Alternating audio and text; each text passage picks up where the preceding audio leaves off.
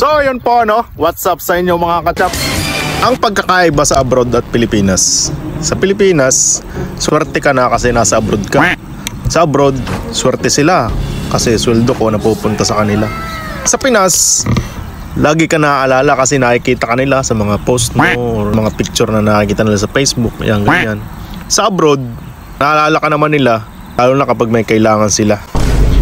Sa Pinas, lagi nangangarap na sana bukas nasa abroad na ako.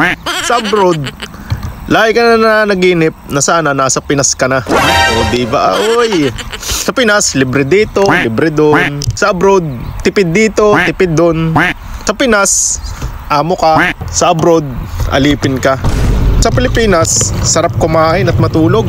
Sa abroad, kulang na sa tulog, kulang pa sa kain.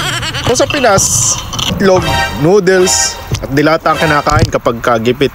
Pero sa abroad, kahit bagong sweldo ka, yun pa din ang ulam mo. Sa Pinas, maraming problema. Sa abroad, ikaw ang tagasalo ng problema. Sa Pilipinas, super excited na makapag-abroad. Sa abroad, super excited na makauwi ng Pinas.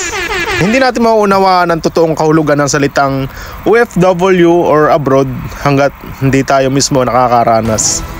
Para sa mga OFW dyan, mabuhay tayong lahat. Bye.